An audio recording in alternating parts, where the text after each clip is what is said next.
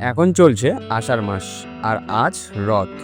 বছরের এই দিনটা শুধু একটি ধর্মীয় অনুষ্ঠান নয়, এটি ভক্তি, ঐতিহ্য, আনন্দ আর আত্মবিশ্বাসের প্রতীক।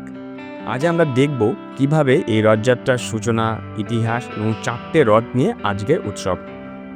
আজকে এসেছি আমার খুব পরিচিত বন্ধু কাম ভাই বাপি পালের বাড়িতে। দুপুরবেলা কীর্তন এবং জগন্নাথ দেবের ভোগ দিয়ে ভক্তজনদের সেবার পর বিকেলে রথ নিয়ে মাসির বাড়ির উদ্দেশ্যে রওনা দেওয়া হয় প্রত্যেকবারই। তাই এবারও এমনটাই হচ্ছে। রথযাত্রায় মূলত উৎপত্তি উড়িষ্যার পুরী শহরে। সেখানে প্রতিবার আষাঢ় মাসে জগন্নাথ দেব, বলরাম ও সুভদ্রা একসঙ্গে রথে চড়ে যান মাসির বাড়ি অর্থাৎ গুন্ডিচা মন্দিরে। এই যাত্রা হলো এক প্রকার ভগবানের লীলার অংশ। আজকের রথ রামপুর বাজার পর্যন্ত নিয়ে যাওয়া হবে। রথটি দেখতে ছোট হলেও আনন্দ কিন্তু ছোটোভাবে হয় না, বেশ অনেকটাই আনন্দ হয়। 7 দিনব্যাপী বিভিন্ন রকম ভক্তিমূলক অনুষ্ঠান হয় বাপির বাড়িতেই। রথ উৎসব প্রায় 800 বছরের পুরাতন। পুরীর রথ প্রায় 9 থেকে 12 দিন ব্যাপী হয়। বাংলায় বা অন্যান্য রাজ্যে অনুকরণে পালন করা হয় স্থানীয় রূপে, যার মধ্যে এই আষাঢ় মাসেই অনেক মন্দিরেও এই রথ হয়। জগন্নাথ দেবের রথ গুন্ডিচা মন্দিরে 9 দিন অবস্থান করে। রথযাত্রা শুধু ভগবানকে নিয়ে রাস্তায় বেরিয়ে যাওয়ার অনুষ্ঠান নয়, এটি ঈশ্বরকে সকলের নাগালে আনার একটি প্রয়াস। আজকে আমরা দেখব 4টি রথের সুন্দর মুহূর্তগুলো এক ভিডিওতে। 4 রথ এক ভিডিওতে। মনে করা হয় এই দিনে ভগবান নিজেই ভক্তদের মাঝে এসে তাদের সঙ্গে সময় কাটান। দড়ি ধরে রথ টানা মানে হলো ভগবানকে নিজের জীবনের পথে টেনে আনা। শাস্ত্রে বলা হয়েছে যে রথ টানে সে পাপ থেকে মুক্ত হয়, আর ভগবান সেদিন নিজেই পথে নামেন।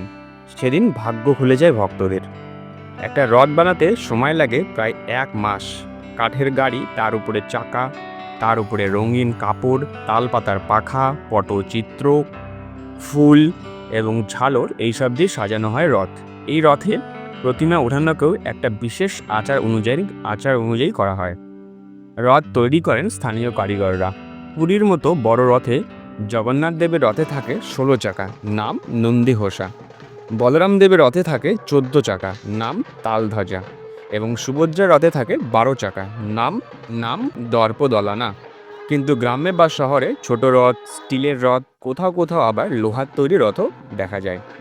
বাংলার বিভিন্ন অঞ্চলে রথের ভিন্ন ভিন্ন রূপ দেখা যায়। যেমন পশ্চিম মেদিনীপুরে বিশাল কাঠের রথ দেখা যায়, নড়াইল ও নন্দীগ্রামের 3তলা রথ, নদিয়াতে ছাতা রথ। আবার কোথাও কোথাও কেবল লাল কাপড় বেঁধে ছোট হাত রথও বের করা হয়। যারাই করে তারা বিশ্বাস করে ঠাকুর রাস্তা দিয়ে গেলে সারা বছরের সব বিপদ কেটে যায়। আমাদের ফুলবাড়িতেও 3টি রথ বের হয়েছিল। সমস্ত ফুলবাড়িটা যেন জনসমাগমে থই থই করছিল। সবাই রথের ধরে টানছিল আর মুখে একটাই ধ্বনি শোনা যাচ্ছিল, জয় জগন্নাথ।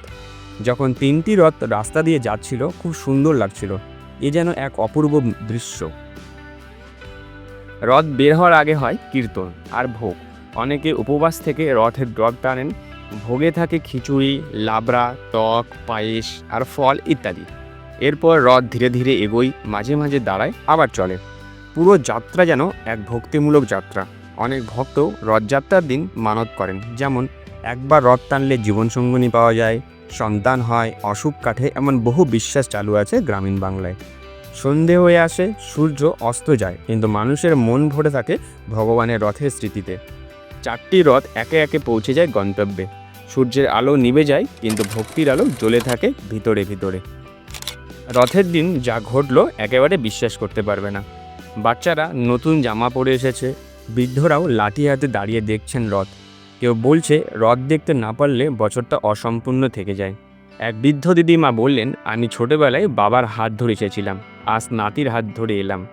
এমনই এক প্রজন্ম থেকে আর এক প্রজন্মে রথের আবেগ। রথ শেষ হতে হতে সূর্যটা একটু হেলে পড়ে। আলো স্নান হলেও ভক্তির জ্যোতি একটুও কমে না। রথ থেমে যায়, কিন্তু মন যেন হাঁটতেই থাকে ভগবানের পিছু পিছু। তোমাদের কেমন লাগলো আজকের রথযাত্রা এই ব্লগ ভিডিওটি? তথ্য জানতে পারলে তো? কমেন্টে জানাও তোমাদের এলাকায় কেমন রথ হয়। ভিডিওটা ভালো লাগলে একটা লাইক, শেয়ার আর সাবস্ক্রাইব করতে ভুলবে না। জয় জগন্নাথ। রথ যেন চলে মন থেকে মনে, ঈশ্বর যেন থাকেন সবার ঘরে ঘরে। তো গাইস, দেখা হচ্ছে পরের ভিডিওতে।